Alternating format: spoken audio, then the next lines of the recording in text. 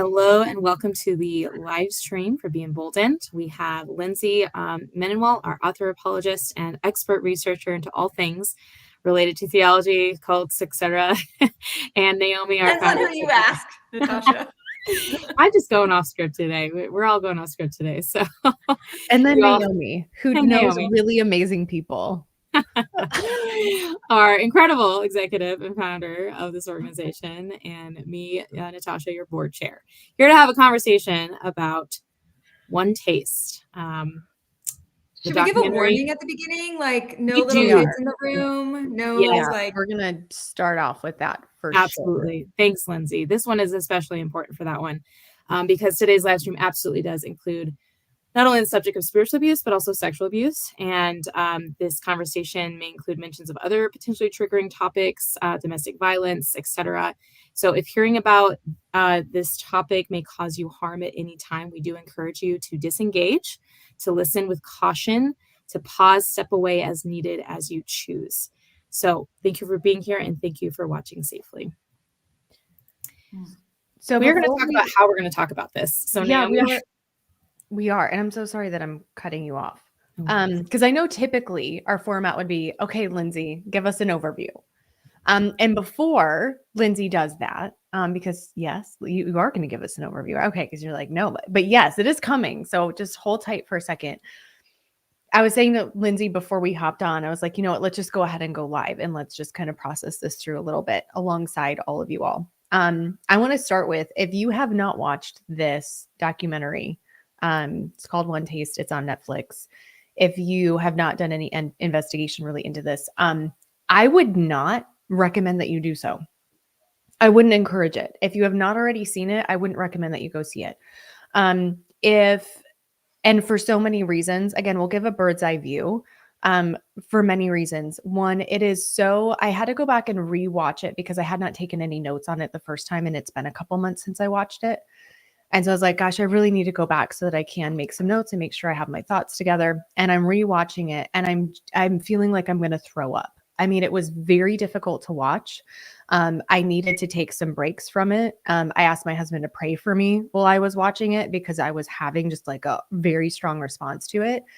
And the reason I decided, though, to actually move forward with this, because I even considered this morning texting both of you and being like, do we just need to pull this and just not actually talk about this? And I was double checking why. And I even said to Michael, I was like, why did I say that we would talk about this? Like, this was my idea. Like, why did I have this idea? The reason is because there are some themes that come up in this that have not come up in other groups that we've talked about. And yet there are commonalities. And I think they're really important to bring attention to. With that being said, if you have experienced any kind of anything, I'm leaving it that broad. If you've experienced any kind of anything, I just don't know that I would watch it. I would also say, if you are someone who has struggled with pornography, this is an incredibly explicit documentary. Like it would be a rated R documentary. I mean, it is very explicit. And so again, I would really highly discourage you from actually watching it. For anyone who has, you'll know more of what we're not actually going to speak to.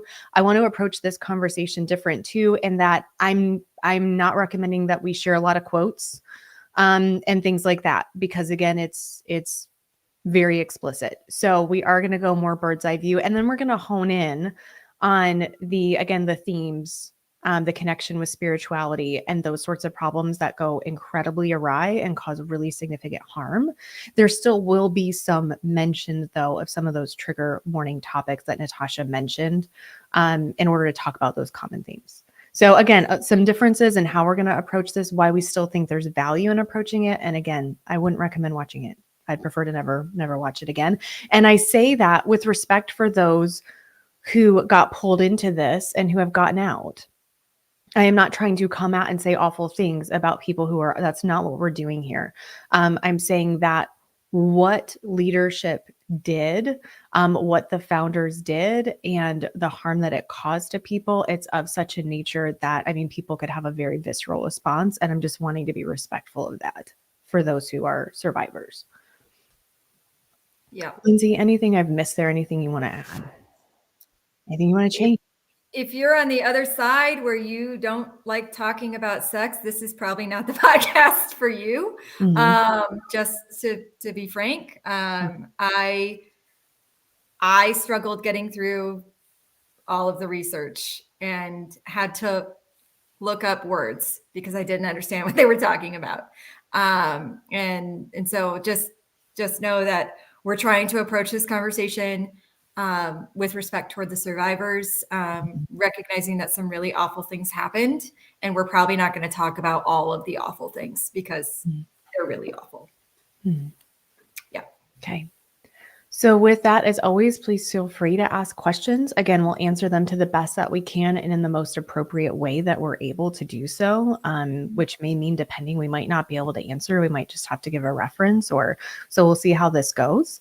But Lindsay, would you then start us off with an overview, please? Yep. So Naomi asked me to research this topic, and honestly didn't know what I was getting.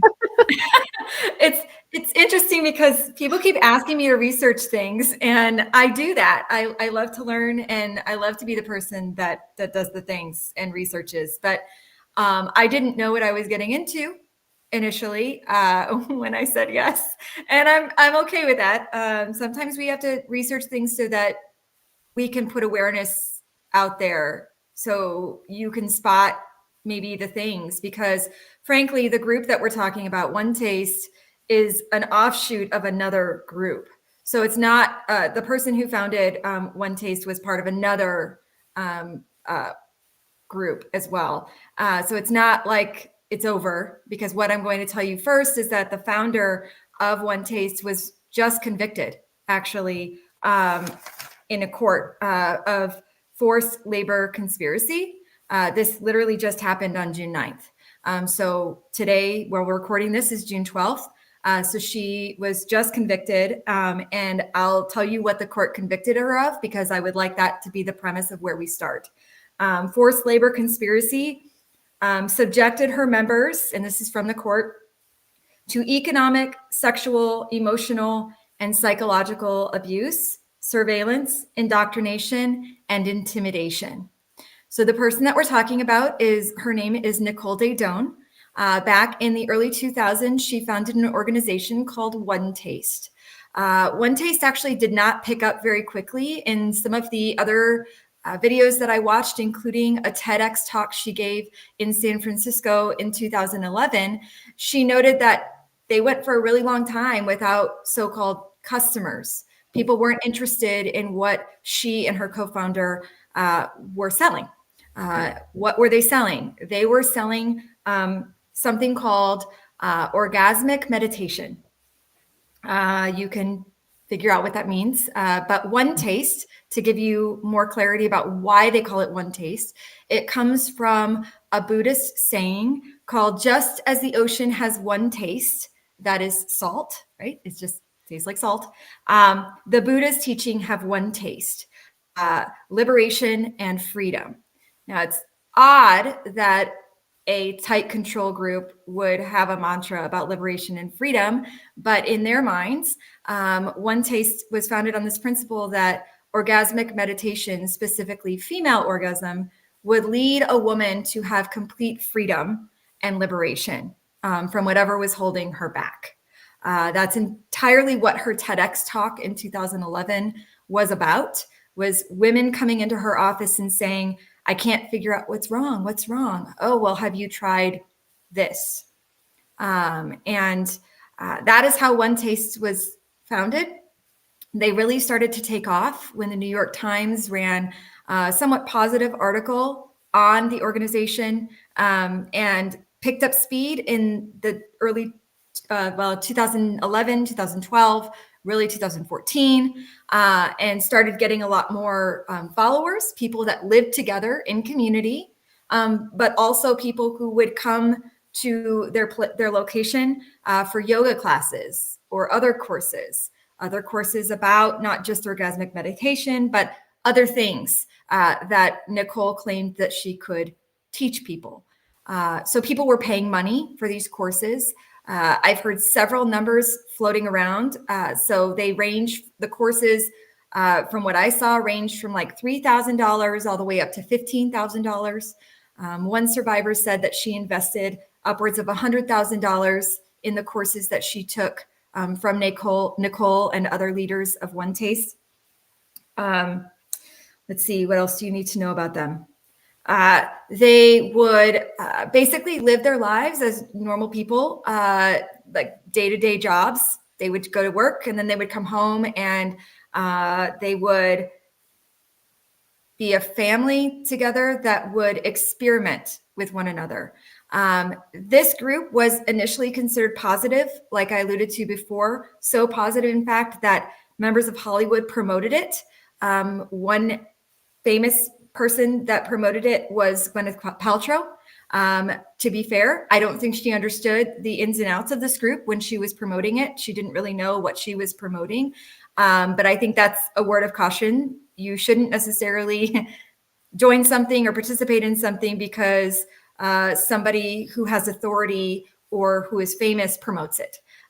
You should do your own research to see if it is good and if it is right, and it is something that you really want to participate in.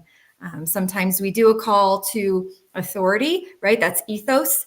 But in this case, we really, in other cases, we should really consider what other things are speaking to us, not just celebrities. One of the names that came up in the documentary, which is called Orgasm Inc., that's literally why I never watched it. It would come up as a recommended thing, and I don't know why, maybe because I watch a lot of cult documentaries.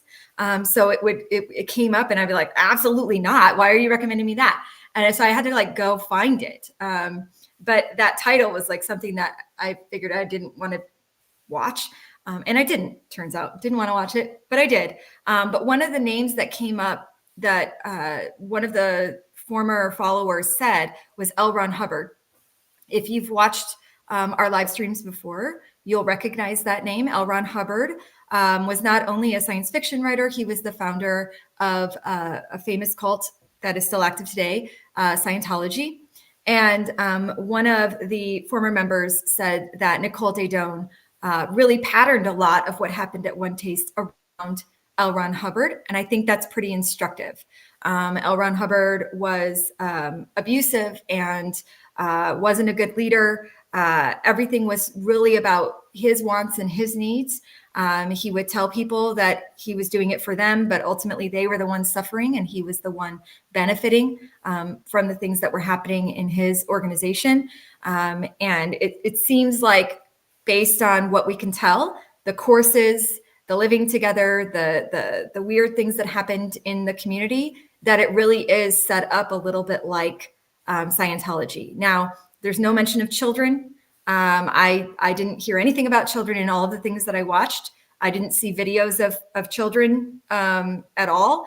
That's not to say that minors weren't participating in things, but I have no idea about minors. Scientology, we have a whole thing on children there. I didn't see that. Maybe Naomi did, but I didn't see anything about kids with OneTaste. This was consensual adults initially, but you remember, just because you're initially willing doesn't mean that you can then be taken advantage of and told to participate in things that yield fear within you, right? And that's where the line has been really crossed with Nicole, and apparently the court agreed. She was manipulating her followers, and it went past the stage of consensual and into this world of, I don't feel like I can say no without something bad happening to me. And that is a tragedy. So I think that's basically the starting point of what maybe our listeners need to know, and then we can have a conversation around that. I'll hop in, Lindsay, with an example of what you just shared. So there was a gentleman who shared about how he became involved. He ended up working for OneTaste. And I don't believe if he for sure was also doing the communal living or not. But at one point he shares, and then another woman shares how this wasn't atypical. She had multiple experiences that were similar, where there was some tension between him and another coworker, and they were told to go have sex and not come back until they had done so. And Yes. so his actual job now, his livelihood, and potentially also his living, if he had been communally living, was now on the line if he did not go and have sex with his coworker. So Yeah. go ahead. You want to jump in? Yeah, I was going to give another Mhm. example without being too explicit. We talked about courses. Men would often sign up for these courses, which I don't think anybody watching would be surprised that men would be interested in sex. Women would sign up too, but the ratio was generally a lot larger on the men's side than the women's side. And if they're teaching you this practice of female orgasm, you need women in the room. So it seems like members of the group were called in to participate and weren't really given the option. At one point, one of the survivors, it was in actually in the coverage from Vice, I think that I saw this interview where the woman felt like she couldn't say no, and she actually asked if she could get out of it and was told no, because she felt uncomfortable with the person that she was paired with in this class. But remember, the men are paying money and women are paying money to learn how to do this. And to practice, they have to have somebody to practice with. And those practice partners were coming from the group. Yeah. And so again, there's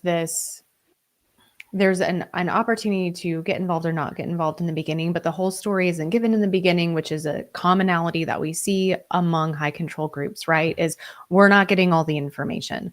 Not only do we not get all the information up front so that we know what we're choosing to get involved with, but there's also that escalation over time.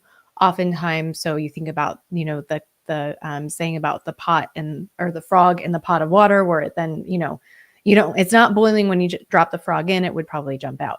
But it boils over time. And so we see, again, some of those commonalities with this group, people not getting all of the info up front. And then there's that continued like investment as you go. It makes it a lot harder to get out. And you're kind of being slowly cooked along the way. You're not making this big leap from here to here. Like it's these slow incremental steps. And it's like, wait. And then sometimes we have kind of a breaking point where we'll have like a mass exodus or whatever is. I talk about it as like if someone's been putting things on the shelf as they've gone along, and all of a sudden we never know when the shelf gets too heavy, and all of a sudden it snaps, and someone's like, that was it for me. So we see some of that. And I want to mention, this might be jumping, like maybe I'm jumping ahead, but I think the time at least makes sense with what you're just speaking to, Lindsay. Something that really got me about this situation is the supposed, and I'm going to try not to get like too like existential here, too like philosophical, too theological, but this initial premise of female freedom and feminism and just female empowerment, and what it ultimately ended up being was female exploitation. And I'm not saying there wasn't male exploitation as well. I'm just talking about how it started. So it started with this freedom through females being able to fully experience their sexuality. And she took it as far as to talk about being able to, where do I have this in my notes? Where she talks about trauma. Like this is a way to heal from trauma. First of all, Oh she God, that has was so awful. no credentialing to be able to talk about this. And so I'm just horrified by it. But Yeah. this is a way to release trauma. So trauma gets stuck in the body, and this is a way to release it is through orgasm. And so she would, and not only her, but I'm sure others who had been indoctrinated as well. And again, I'm not coming at them. It's just the facts of what happened from our understanding based on the research that is out there. So if there's something that we have missed, we apologize up front for that having happened. Again, we're going based on what is out there. It's great that there is a legal case that's helpful. And so they are being told then, like, here's your therapy, like here's your regimen that you're going to follow. And so you're going to om 5 times a day. And like, that's how you're going to heal. Go ahead. Meaning Orgasmic meditation. Yep. So yeah, the because OM stands for that. Mhm. right. Which is also a really, I would imagine that some other faiths would also be upset about this, because oming, when you think about ohms, like that has a different faith-based spiritual connection. That's not what it should actually mean. So there's sort of a hijacking that would make Om sound like peaceful and calming and like a spiritual connectedness. That again, like that term's being hijacked. I'm not saying I support either use of the term, but it is being stolen from somewhere else. Yeah, I thought that was an interesting part of and this is the interesting part that I actually thought was like, oh, that's what she's doing, where she was sort of participating in what the big theological word is syncretism, but basically it is pulling different things from different places and creating your own sort of religion, which leads to the question, was it a religion? They actually set it up as the Church of Orgasm so that they could be called a religious organization, which is another deceptive thing. The talk of money and taxes and all of that was discussed in the documentary, also in coverage by Vice and other news outlets that have covered this. But really, the big break happened in 2018 when Business Insider did an article about the money.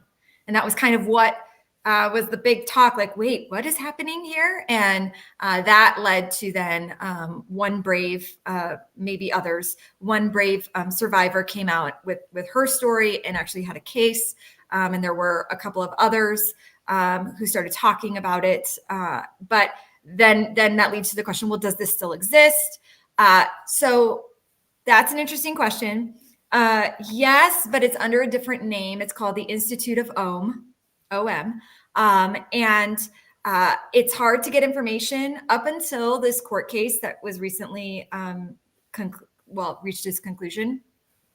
It seems like members, including Nicole, were living on something they called the land, which we've talked about this in the past. Oftentimes, groups like this will want to live together on a compound, which you might be picturing like other compounds, right? So houses, and they had land where they would kind of have retreats with one another.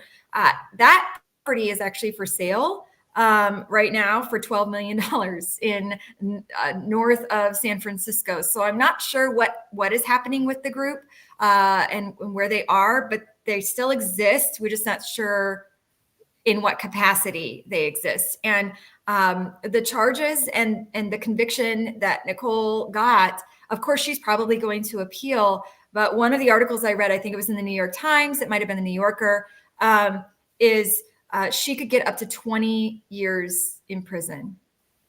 So if the court is recognizing this has nothing to do with taxes, right? This is not money. This is how she was treating her members that the court convicted her on.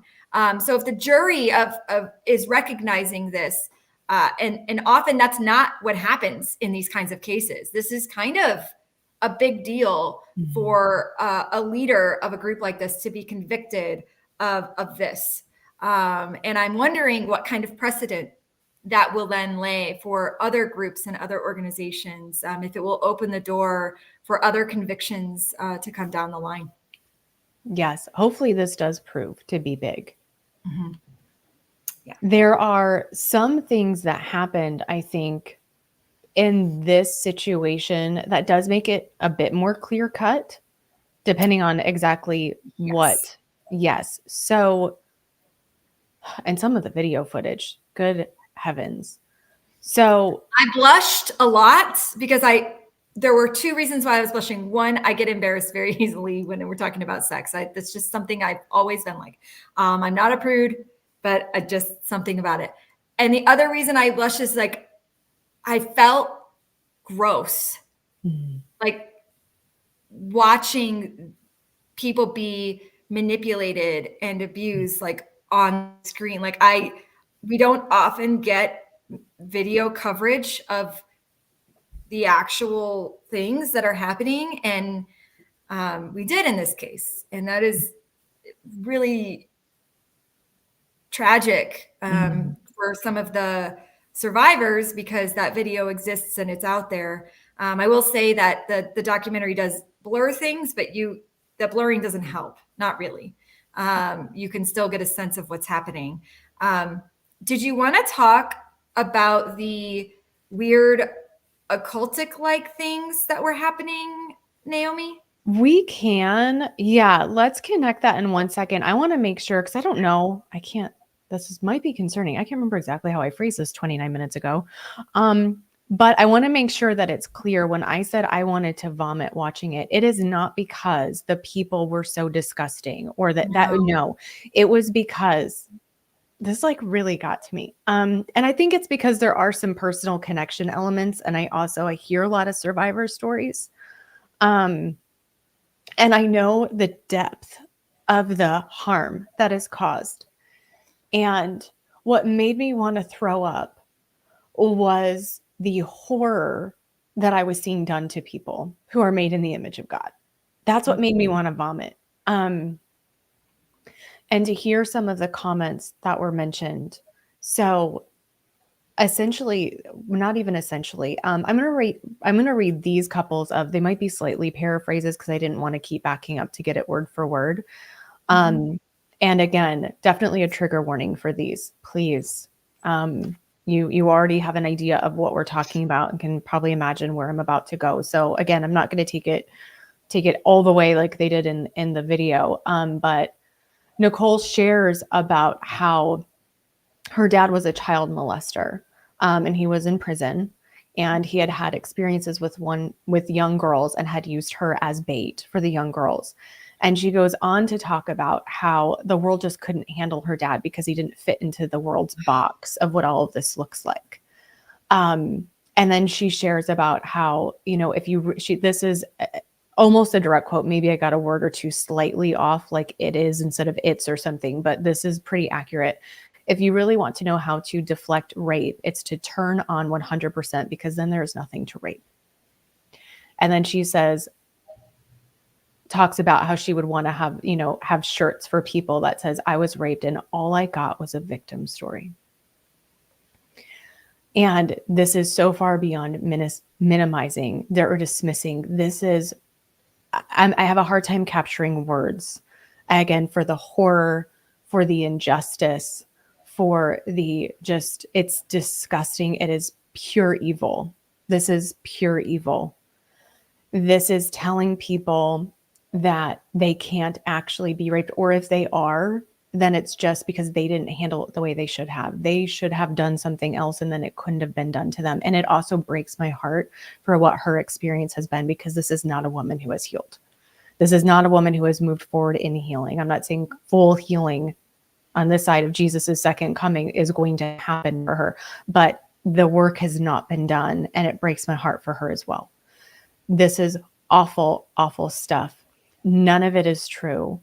And even when we step outside of the Christian view, because they're not claiming Christianity in this group, so I'm not holding to that standard of how they would be thinking through and applying things. Now, I do want to note that the Bible was used, just like they used elements of other faiths. Like there is a segment in the video, in the documentary, where the head, was it Robin? Was her name? I think she was like Rachel, like the right-hand person. Yeah. Mm-hmm. Who is reading from scripture. And so they're kind of pulling from wherever and making it work for them, which of course is incredibly upsetting for any of the other faiths where this is, pieces of their faith are being used in these horrific ways. But this kind of switching things around and then saying that if a woman was attacked within their own communal living, that it was because her body was actually wanting it and was giving it that off. And so this set women up to be assaulted, to be raped, to be abused. And it was spun in such a way that they couldn't, within that framework, actually call it what it was. The depth of that damage is massive. It is absolutely massive. And so that would lend itself to court cases, which is why I went here, kind of bringing it back, Lindsay. Court cases that can be more difficult to prove things.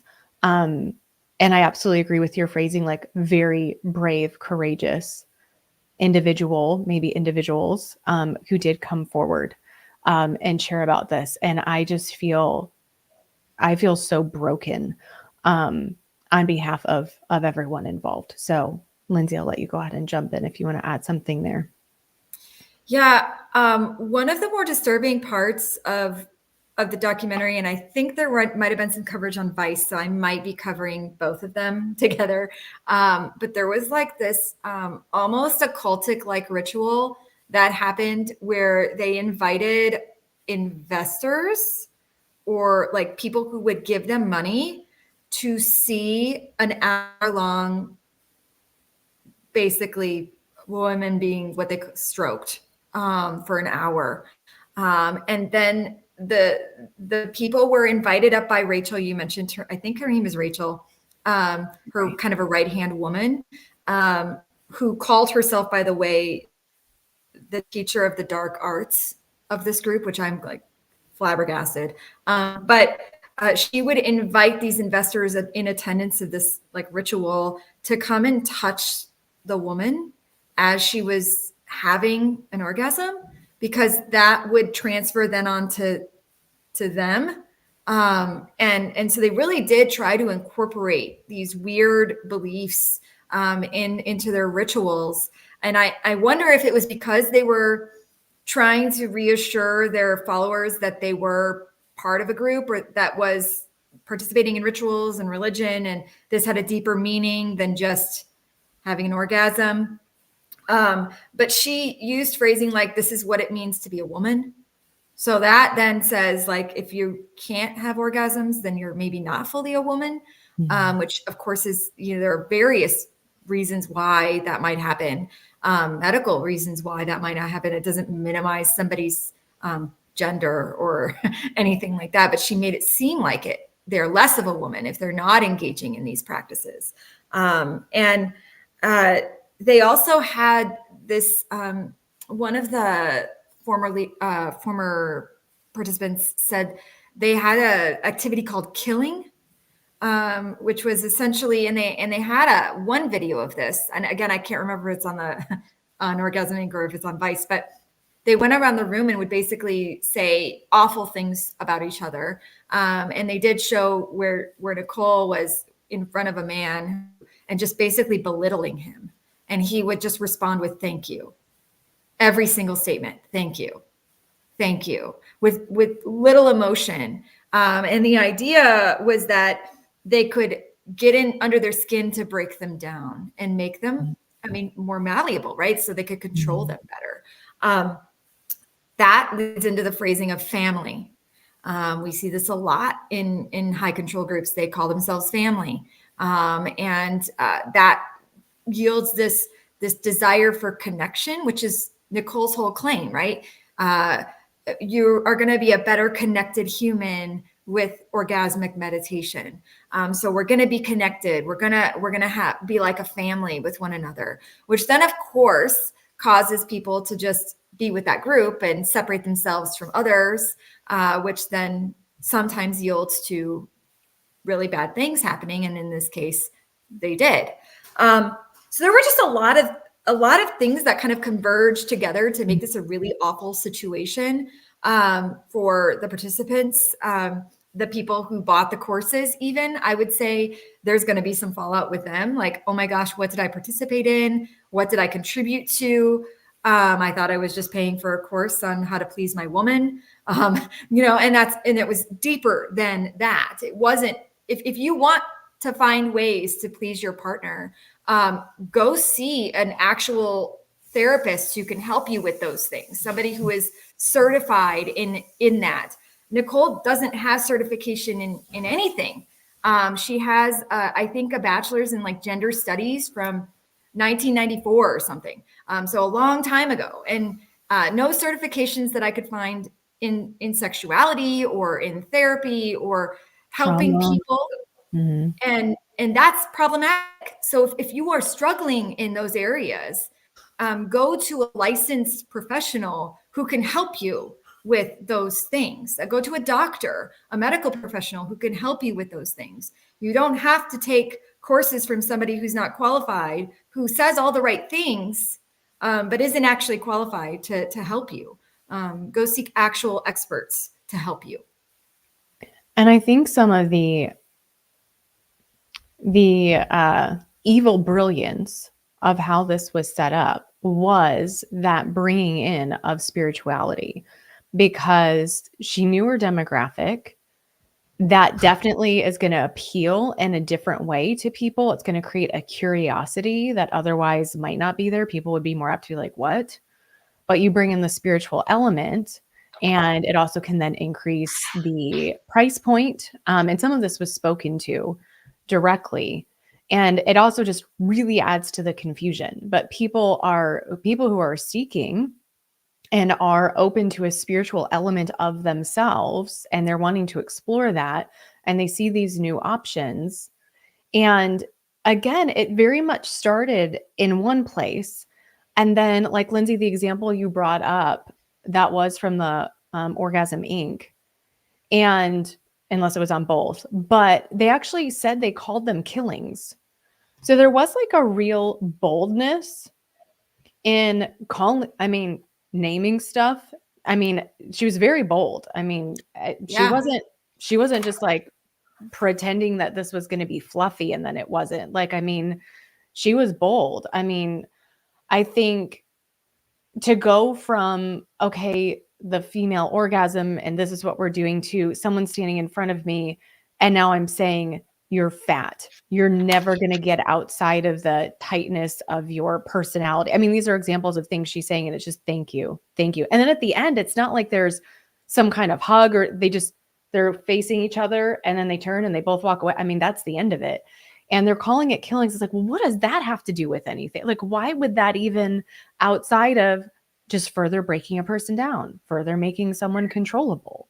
So there's an end goal here that we see hints of along the way. But when you're just in it and you're living the day to day, it's a lot harder to make sense of this. Right. Yeah. I think identifying those key things that they did, like some of the key words that we heard in this documentary are keywords we hear with other high control groups, right? Love bombing.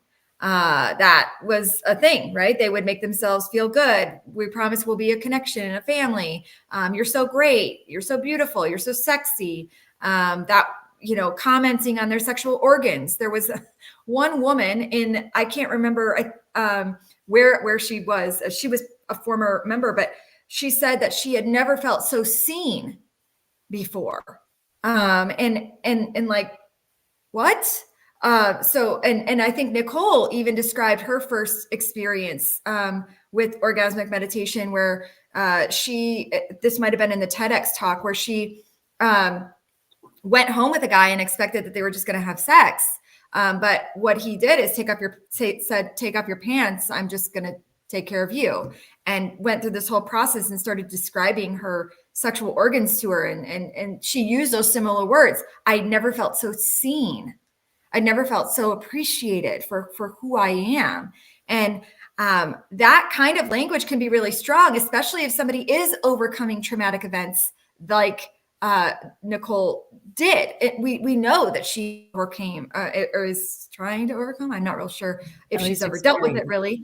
Yeah. But she has experienced trauma, whether she calls it that or not, that has impacted her sexual reality, right? And we see that it's harder for people who are survivors of sexual abuse to have trusting, loving sexual relationships with their spouses, because there's this feeling of sex sticks with you. And I mean, I grew up in a Christian home, and the way I also grew up in purity culture, so there's some problems with some of that too. But this idea of you have sex with one person, and now whoever has sex with them is also having sex with you, and this feeling of like you're spreading it out and you're always going to have those sexual experiences with you. But the thing with trauma is you really do, those things come to your mind and to your emotions, not every time. And certainly therapy can overcome those. But it seems like she is taking advantage of people who have had bad sexual experiences, making them feel like the victim, and then saying, but I can fix you. And here's how. Oh, I'm going to make you feel really bad about yourself. But then somebody's going to come in and say, your vagina is perfect. Like, what? That's going to heal me? And from the outside, we might look at that and be like, oh, why would somebody fall for that? But from the inside, like you said, it builds to that. It's not like, because she's nice to people, right? She comes off as kind in many of the videos, and thoughtful and caring, and like a matriarch. And I think that dispels one of the myths too, is that we have talked about women cult leaders before, and women can be cult leaders. So saying that they can't, or that if we set up this organization run by women, then no abuse will happen. Well, obviously that's not true. It can happen, and it did happen.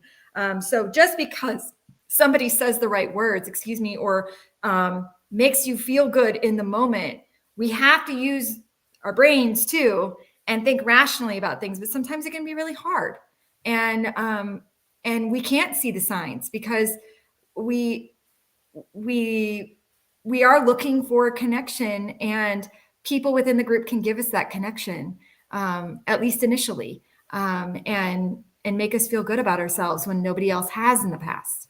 So we just really need to be compassionate when we're talking about people who join groups like this one, because I've said it before and I'll say it again. All of us are susceptible at some point to joining a group like this, right? Like maybe it's not a sex group. Maybe it's some other kind of high control group where we think everything's okay when we're joining it, but then it takes a while for us to realize maybe it's not okay.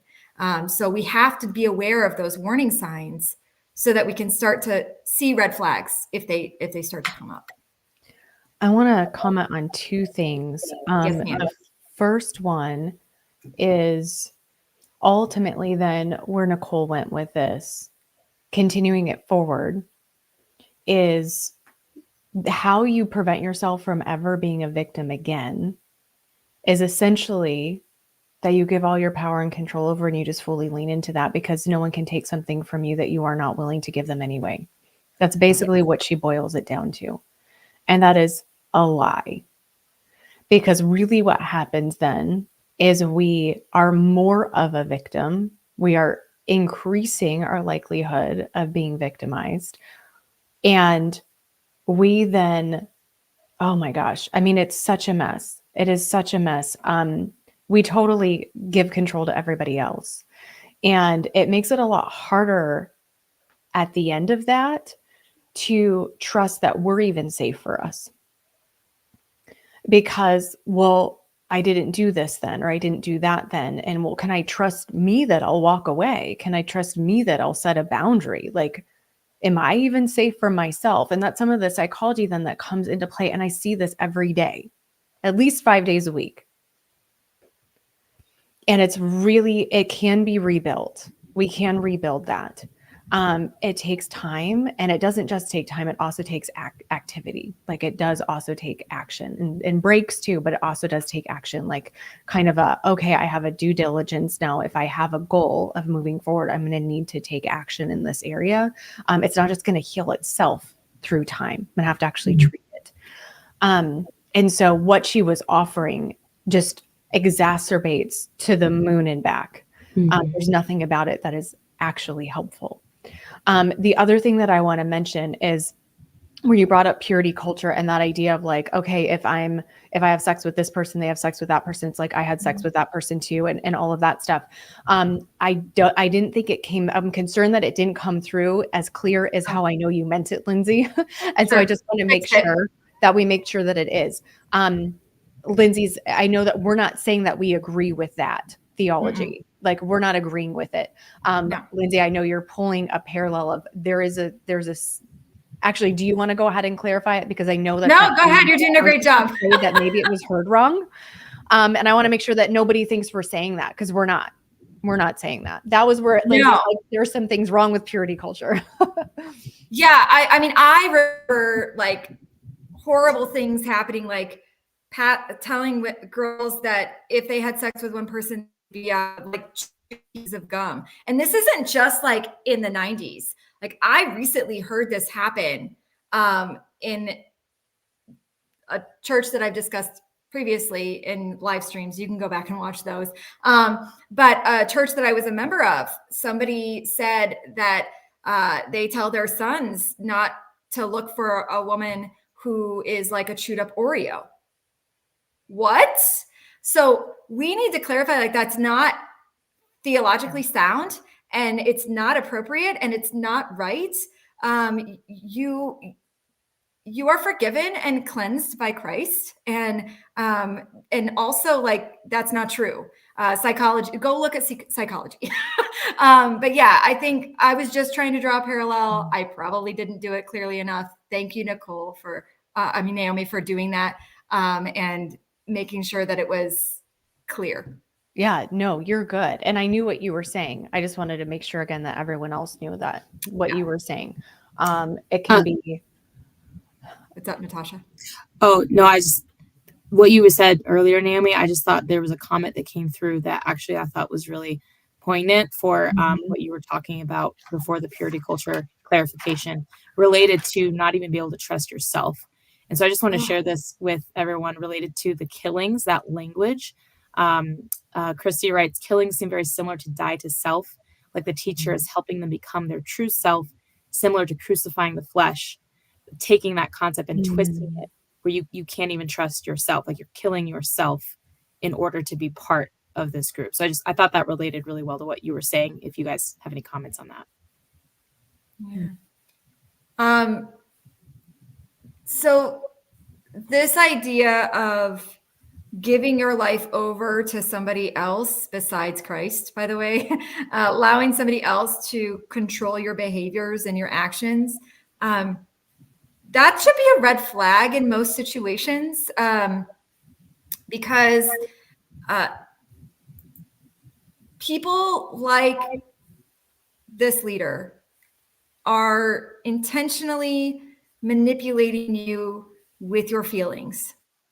And not to say that we're throwing all of our feelings out, right? Because some of your feelings will tell you that something is off. You should trust those feelings. But they are manipulating you in so many ways. And to take this, sex is a big deal. Okay, it's a physical act, it's an emotional act, and there's so many things that go along with sex. It is one of the cruelest ways to abuse someone, in my opinion, because it does so much damage. And watching this documentary and watching her manipulate the people who trusted her with their bodies and their hearts and their minds, right? Just be obliterated. And it seemed like she had no real emotions toward them. I watched a recent interview with her when she was speaking with her attorney, and one of the things she said is, well, for one, it seemed like she had no emotions, but also it just seemed like this is going to go away, and minimizing what had happened, even though the evidence is like pretty good. There's really solid evidence. Clearly, she was convicted, right? And that doesn't normally happen in situations like this. So I just think when you hear that language, there is a scriptural Christian perspective on dying to self, right? It's biblical in a sense that we are allowing Christ's character to embody our old selves and be transformed into a new being. And we live a new life as Christians. But cult leaders, one of the things James Sires said was they'll constantly twist scripture.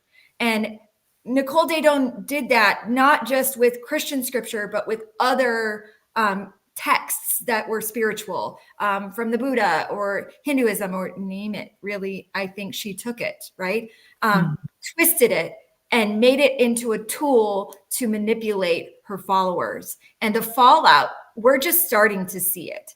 Because this is it's new. 20 years is not that long, right? And to just have a conviction now some of her followers are thinking, wait a second. And so if you're a follower and you've stumbled upon this, like, I'm really sorry what happened to you. What happened to you was not right. But she's manipulating you. And I think she's clearly a liar and an abuser. There's hope outside of this. You don't have to not trust anybody. There are people you can trust, organizations like Be Emboldened that you can come to, and find renewed hope in life. This doesn't have to be the end of your story because you are part of this group. This could be the start of something new, and good in your life. And we each have, the way I think about it is we each have vulnerabilities. We each have things like we have needs and we have desires. We have things that we're hoping for. And what can happen with high control groups like this one, one of the consistent themes is, it's basic marketing. Like there's an offer to meet a need.